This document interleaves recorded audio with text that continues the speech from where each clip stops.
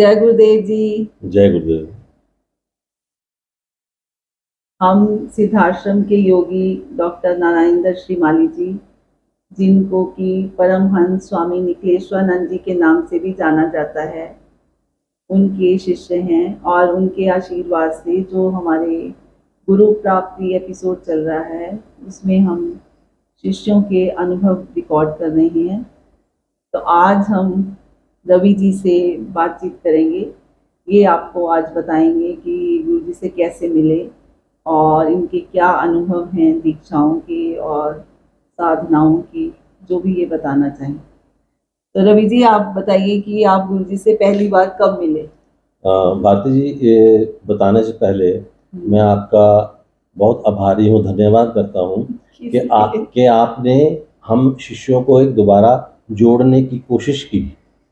हम गुरुदेव से तो हम सारे शिष्य अपने तौर पे जुड़े ही हुए हैं, लेकिन मैं महसूस कर रहा था कि हम थोड़ा एक दूसरे के इन टच नहीं थे, लेकिन हम अब टच में आ गए हैं। ये भी गुरु जी की मर्जी से ही हो रहा है। बिल्कुल बिल्कुल, जब उन्होंने जैसा चाहना है ना, वही होना। तो मैं गुरु जी से कैसे मिला? एक्चुअली शुरू होती बात जब मैं 5th या 6th क्लास में पढ़ता था। अच्छा जी, कितने छोटे थे आप? मैं उतना छोटा था। तो मैं जिस स्कूल में पढ़ता था वहाँ हमें सैटरडे को हाफ डे हुआ करता था। ओके। तो हाफ डे जो पहला हाफ था, उसमें टीचर क्या करता था कि वो हमें कुछ एक्टिविटीज करवाते थे। अच्छा। जैसे आप गाना गाओ या डांस करो या कोई चुटकुला सुनाओ। तो जो मेरी मैडम थी, टीचर थी, उनको शौक था हिप्नोटिज्म का।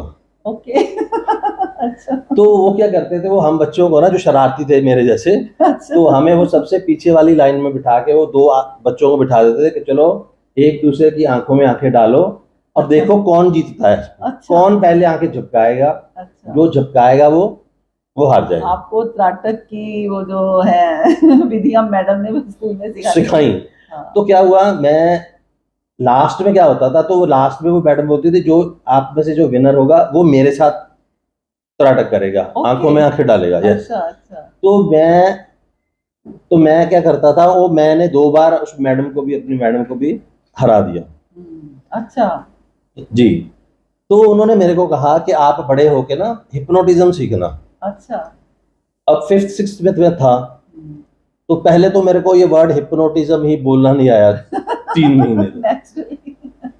तो टीचर से मैंने अपनी नोटबुक में लिखवाया कि जी मेरे को लिख के दो क्या सीखना है मुझे। उसके बाद चलो वक्त का पहिया घूमता गया। तो मैंने ना SD कॉलेज चंडीगढ़ से ग्रेजुएशन की है। 1987 में मैं बस स्टैंड पे खड़ा हूँ, तो वहाँ पे मेरे को, मैं एक पुस्तक देख रहा हूँ, प्रैक्टिकल हिप्नोटिज्म, गुरुजी की। तब वो मेरे लिए गुरुजी नहीं थे, तो मैं कहा एक राइटर ने किताब लिखी है, तो किताब लेते पढ़ते तो हैं, क्योंकि मेरी मैडम का वो हिप्नोटिज्म मेरे बोला हुआ वो मेरे दिमाग में छाप कर गया। किताब ले ली 2 साल 3 साल मैंने किताब पढ़ी नहीं, वो ऐसे ही पढ़ी रही। तो उसके बाद क्या हुआ, मैंने 92 या 93 में मैंने वो किताब उठाई, उसको पढ़ा। अच्छा, वो किताब में एक, उसका नाम प्रैक्टिकल हिप्नोटिज्म नहीं, उसका एक एक वर्ड ही जो है ना वो सम्मोहन। मैंने जब किताब शुरू की तो जब तक किताब खत्म नहीं हुई मैंने किताब छोड़ी नहीं। उसके बाद क्या हुआ, मैंने ना वो वहां से एड्रेस लिया, मैंने जोधपुर चिट्ठी लिखी। मैंने जोधपुर एक पत्र लिखा गुरुजी के एड्रेस पे कि मेरे को ये सीखना है, मेरे को सिखाओ, कितना टाइम लगेगा, इसके आप क्या चार्जेस लोगे। आप कौन सी क्लास में थे तब? नहीं, तब मैं ग्रेजुएशन कर चुका था। तब मैं ग्रेजुएशन कर चुका है, 92 या 93 की बात है। उधर से कोई जवाब नहीं आया, मेरे फिर दिमाग से निकल गया। मेरे एक दोस्त हैं रोपड़ में, वो एडवोकेट हैं, मैं उनके घर बैठा था, तो ये मैंने मंत्र तंत्र यंत्र जो किताब थी ना, मैगजीन, ये उनके टेबल पे पड़ी, मैंने उठाई। अच्छा। उसको मैंने 2-3 पन्ने पलटे, तो एड्रेस उसमें फिर वही मैंने देखा, जोधपुर। मैंने उसको पूछा, मैंने कहा यार मैं ये ले जाऊं मैगजीन? तो बोलते हो मैगजीन ले जाओ आप। मैं ले गया। अच्छा, उसमें मेरे को एक और एड्रेस मिला, 306 को हार्ट एंड क्ले, दिल्ली का। वो नजदीक लगता था। मैंने कहा वहां से तो कोई मेरे को आया नहीं, जवाब आया नहीं जोधपुर से, तो एक चिट्ठी यहाँ लिख के देखते हैं। अच्छा। तो एक चिट्ठी मैंने वहां लिखी। अच्छा। उसका मेरे को जब रिप्लाई आया अच्छा। उसमें यहाँ पे आप आके गुरु जी से मिले। इसका मतलब आपका वक्त अब आया तब मतलब वक्त तब था, क्योंकि गुरु जी से हम जुड़े हुए हैं। तो गुरु जी ने मेरे को एक बार बोला था कि मैंने जब जिसको जहां से उठाना है तभी उठाना है, और कहाँ पे उसको रखना है वही रखना। और आज हम भी जो यहाँ बैठे हैं ना, ये उनकी मर्जी से बैठे हैं। तो जब वहां से मेरे को जवाब आ गया कोहाट से, तो मैं कोहाट चला गया। उस समय मेरे को कुछ नहीं पता था कि दीक्षा क्या दीक्षा होती है, क्या गुरु होता है, कुछ मेरे को मालूम नहीं था। जब मैं वहां पे गया तो वो बोलते थे मेरे को, वहां पे जो काउंटर पे थे जो सेवक थे, उन्होंने बोला कि जी आप गुरु दीक्षा लीजिए। अच्छा। मैंने कहा जी मेरे को पहले बताओ कि दीक्षा क्या होती है। तो बोलते दीक्षा ऐसे है, हिप्नोटिज्म सीखने आया। हाँ, मैं तो वहां पे जाकर मैं कहा यार मैं तो हिप्नोटिज्म के लिए आया हूँ, मैं तो ये बताओ कि इसको सीखने में कितना टाइम लगेगा, इसके कोई चार्जेस हैं या निःशुल्क है, क्या है, मेरे को ये सारा समझाओ। वो कहते जी नहीं, आपको पहले गुरु दीक्षा लेनी पड़ेगी। मैं गुरु दीक्षा का मतलब, कहते जी आपको ये आपके गुरु हो जाएंगे। अच्छा। गुरु जी का चित्र लगा हुआ था बड़ा। अच्छा। मैंने कहा नहीं यार, मैंने गुरु नहीं बनाना ना मैंने कोई दीक्षा लेनी है, मैं तो जिस काम के लिए आया हूँ मेरे को वो काम बताओ आप। तो अच्छा, वहां से मैं जाने लगा, मेरा मन होगा मैं चलूं, लेकिन मैंने वहां पे पत्रिका लगी देखी हुई है तंत्र मंत्र यंत्र। तो मैंने उनको बोला यार मेरे को पत्रिका मिल सकती है। वो बोलते हाँ ले लो। तो कहते आप ऐसे करो, इसको 1 साल के लिए सब्सक्राइब करवा लो। तो मैंने बोला, मैं यार कर दो। अच्छा, मेरे को नहीं पता था कि उस दिन जो दीक्षा होनी है वो निःशुल्क होनी है। अच्छा। हाँ, उसमें एक उनका सिस्टम उन्होंने बताया मेरे को कि अगर आप 1 साल की दीक्षा ये लेते हो, पत्रिका दीक्षा निःशुल्क है। मैंने ले ली, फिर वो बोलते जी दीक्षा लो। मैं कहा यार मैं दीक्षा नहीं लेनी। वो बोलते आप नहीं, आप बैठो, बैठ जाओ। फिर शास्त्री जी वहां थे, तो शास्त्री जी ने मेरे को समझाया, मैं जाके बैठ गया। तो जब उन्होंने बिठा दिया मेरे को, शास्त्री जी ने मेरे को गुरु चादर दे दी। अच्छा। हाँ, तिलक लगा दिया, कलावा बांध दिया, तो मैं बैठा हूँ, अकेला था उस दिन में। अच्छा। हाँ, जिसने गुरु दीक्षा ली, मैं अकेला था उस दिन। वो भी बाद में समझ आया कि गुरु जी ने वो क्या सिस्टम बनाया, रचना जी। तो अगर आपको थोड़ा उसका, आप तो को तो ज्यादा ही पता है कि जब हम गुरु जी का ऑफिस था जो कोहाट में, उसके बाहर जो स्थान था बैठने के लिए, तो उसके सामने से ना ऊपर से पहले ऐसे, फिर ऐसे सीढ़ियां आती नीचे। थोड़ी तो मैं बैठा हूँ सामने, मैं देख रहा हूँ तो गुरुजी आ रहे, मेरे को उनका चेहरा नजर नहीं आया। मेरे को गुरुजी के काली, उन्होंने लेदर की चप्पल पहनी हुई थी और धोती, एक हाथ में धोती, बस इतना मेरे को चरण नजर आए। तो मैं एकदम से ना, जैसे कह रहे जीरो हो गया। अच्छा। मेरे आंखों से मतलब पानी बहने लग गया। अच्छा, वाइब्रेशन टच कर गई। मतलब सिर्फ अभी उनके मैंने चरण देखे थे, वो जब वो नीचे उतरे, उन्होंने मेरी तरफ देखा, जब मेरी तरफ देखा तो मैं तो देख ही नहीं पाया उनकी तरफ। उन्होंने आए, मैं बिल्कुल शून्य हूं, मेरे को कुछ नहीं पता कि क्या हो रहा है। गुरु जी आए, मंत्र बोले, शास्त्री जी ने पानी मेरे ऊपर डाला, क्या मंत्र बोला मेरे को ये नहीं पता। दीक्षा दी गुरु जी ने, मैंने जब दीक्षा दी उसके बाद तो फिर मेरे को गुरु जी जाने लगे दीक्षा देके।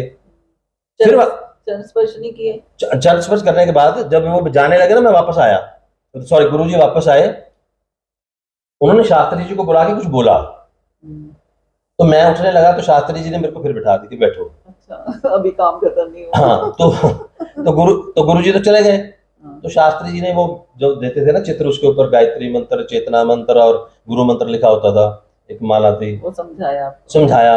उसके बाद शास्त्री जी ने एक पेपर लिया, उसके ऊपर महालक्ष्मी मंत्र लिख के मेरे को दे दिया। अच्छा, वो आपको फ्री में मिलेगा। मेरे को बोला, हाँ वही मैंने बोला, मैं क्या शास्त्री जी ये, वो तो बोलते जी गुरु जी मेरे को बोल के गया, मैंने 2 दीक्षाएं दे दी हैं। मतलब तो जरूरत थी, गुरुजी को मैंने बहुत बार देखा कि तुम तो मुझसे 1 दीक्षा ले, तो मैं 3-4 दे देता हूँ, मुझे देखना होता है भी तुम्हें किस चीज की जरूरत है, आवश्यकता है, और तुम तो मुझे 1 का न्यौछावर जमा करते हो और 1 भी बड़ी मुश्किल से लेते हैं। मैंने तो न्यौछावर भी नहीं दिया, मैंने तो उस न्यौछावर की तो मेरे को पत्रिकाएं मिल गई। आपको तो सब कुछ मुफ्त में मिल गया। अच्छा, तो जब मैं उसके बाद तो मेरे को ये था, जब मैं जाके वहां पे उनसे बहस कर रहा था ना कि यार मैं तो हिप्नोटिज्म सीखना है, मैं तो और कुछ नहीं करना, मैंने गुरु नहीं बनाना, मैंने गुरु दीक्षा नहीं लेनी। उसके बाद मैंने देखा कि मेरी भी एकदम चेंज क्या आया, शांति हो गई। शांति। शास्त्री जी मेरे को बोलते हैं जाओ सफ्ते की माला ले लो। मैं कोई उनको पूछ नहीं रहा अभी क्यों कर लेनी है, क्या करें, जाके ले रहा हूँ। ऐसे करो आप एक ताम्र पत्र ले लो, वो अच्छा हाँ, और चलो जी वो भी दे दो। एक आप महालक्ष्मी यंत्र ले लो और लाओ जी वो भी दे दो। बल्कि जो मैं ये देख रहा था कि पहले तो मैं 600 रुपए के पीछे उनसे था, उसके बाद वो जो मेरे को बोल रहे कर ले जी। इट मीन्स मेरे को ये लगा कि उस समय गुरुजी ने मेरे को ये समझाया कि हिप्नोटिज्म क्या होता है बेटा। हिप्नोटाइज कर दिया। उन्होंने हिप्नोटाइज करके मेरे को फिर बोला भी हाँ। फिर मैं उसके बाद मैं जब घर आया, जो आप नहीं कुछ मानते वैसे, तो आपने सब कुछ मान लिया। सब कुछ मान लिया, सब कुछ मान लिया। तो जैसे आपको दीक्षा मिली तो उसके बाद फिर आपने गुरु मंत्र वगैरह शुरू किया? हाँ जी। और महालक्ष्मी साधना भी? महालक्ष्मी साधना भी, लेकिन गुरु मंत्र के बारे में मैं आपको बताता हूँ, उसकी महत्ता बताता हूँ कि मैंने उसके बाद मेरे को याद ही नहीं है कि मैंने कितनी दीक्षाएं ली गुरु जी से। तो लेकिन वो क्या करते थे गुरु जी, मेरे को एक बार दीक्षा वो खुद लिख के देते थे कि आप कहते थे कि मुझे नहीं, मैंने कभी नहीं कहा गुरु जी से। कभी नहीं कहा। मेरे को बोलते एक बार तू कुंडली जागरण दीक्षा ले। अच्छा। मेरा द्वितीय चरण था दिल्ली में, उन्होंने मेरे को दीक्षा दी।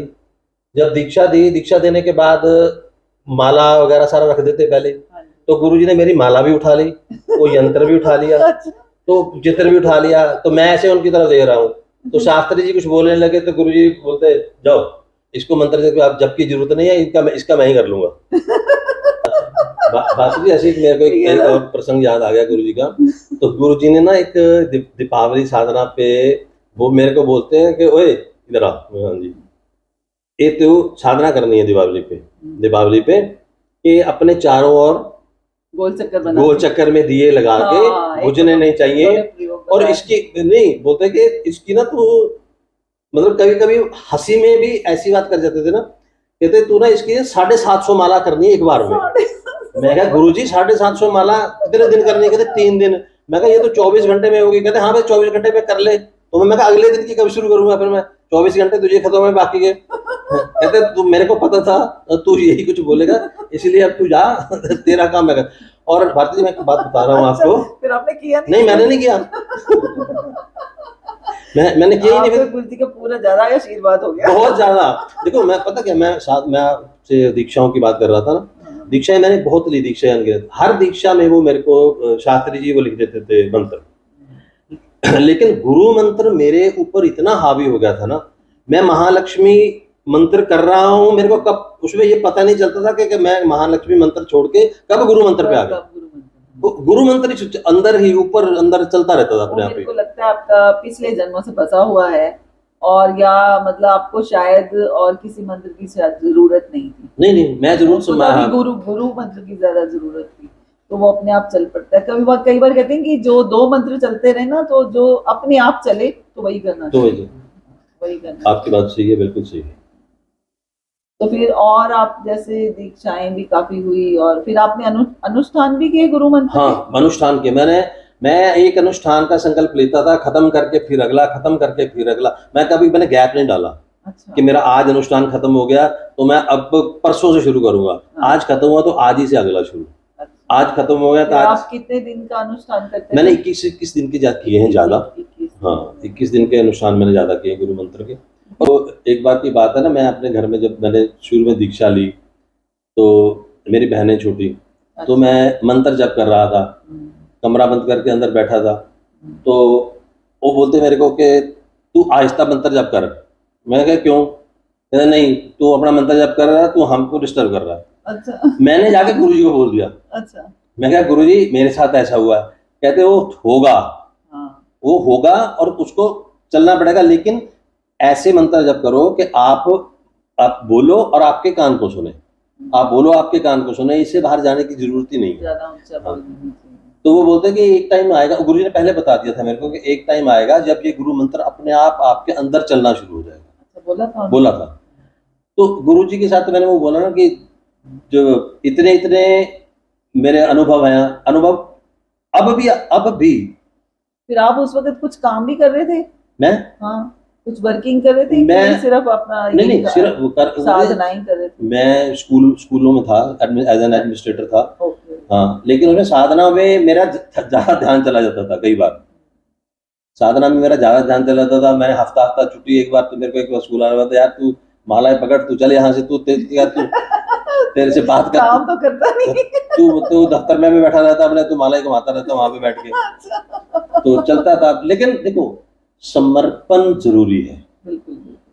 और अगर हम सोचे ना कि मैं ये कर रहा हूँ, हाँ, मुझे ये नहीं मिलना, तो नहीं मिलेगा, वो मिलना ही नहीं है। नहीं, मिलने की इच्छा रख के थोड़ी करना हाँ, है। वो मतलब तो आपको खुशी के लिए करना है या गुरु को प्रसन्न करने के लिए करना है। 70 to 80% भारती जी ऐसे ही हम समाज में हैं जो कुछ पाने के लिए कुछ करते हैं। निष्काम भाव से हाँ, करना चाहिए। बस छोड़ दो, ये छोड़ दो। वो अपने, मैंने भी कभी कुछ संकल्प करके कोई भी पूजा पाठ कभी नहीं किया। मैं कहती हूँ वे गुरु प्रसन्न रहे, बस ठीक है। मतलब मैं कुछ कहती ही नहीं हूँ वैसे तो, मैं बस कर लेती हूँ भी ये होमवर्क है और ये करना है बस। अगर आपके पास है 2 मिनट, हाँ, तो मैं आपको एक महाभारत का प्रसंग सुनाता हूँ जो रिलेटेड टू गुरु जी। हाँ, तो जब महाभारत खत्म हो गया तो द्रौपदी कृष्ण से पूछ रही है कि पार्थ, आपने मेरे को भरी सभा में मेरी साड़ी उतरवाई, लेकिन आप आए, लेकिन कब आए? जब मेरा साड़ी का लास्ट फोल्ड जो था वो रह गया था, तो मेरी आपने बेइज्जती जरूर करवानी थी, तो आप सबसे पहले ही आ जाते। ये दुशासन हाथ ही नहीं लगा हुआ था। तो कृष्ण जी हंसने लगे। वो बोलते कि द्रौपदी, तो अपने ना माइंड में वो कैसेट, जो आपके माइंड की कैसेट है ना, उसको रिवाइंड कर, कि जब दुशासन ने तेरा पहला पल्लू खींचा, तेरे दोनों हाथ अपने पल्लू पे थे, तेरे को लग रहा था तू अपने आप को बचा लेगी। जब 2 निकले तो तूने एक हाथ मेरी तरफ किया कि नाथ आ जाओ, तो मैं फिर नहीं आया। वो कहता, जब तूने देखा कि अब आखिरी रह गया, अब तो मैं बच ही नहीं सकती हूँ, तो तूने दोनों हाथ मेरी तरफ उठा दिए।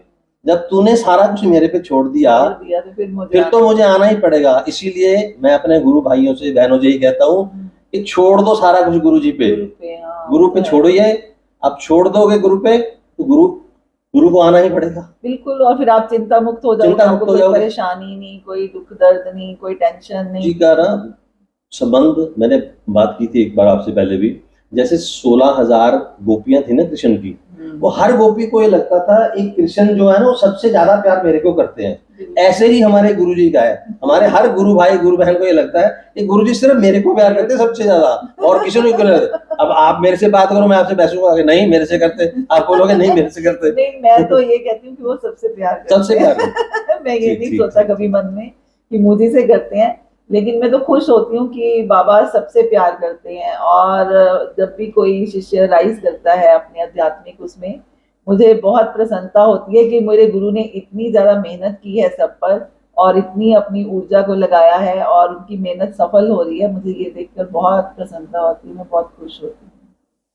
तो रवि जी, आज का ये एपिसोड यहीं खत्म करते हैं। बिल्कुल बिल्कुल। और फिर इसके बाद फिर आपसे बात करेंगे, और बाकी जो व्यूअर्स हैं और शिष्य हैं गुरु जी के सुन रहे हैं, उनको भी हमारी जय गुरुदेव। आशा करते हैं आपको बहुत अच्छा लगा और आपको भी नई नई बातें सुनने को मिल रही हैं और आपको अच्छा भी लगेगा। धन्यवाद।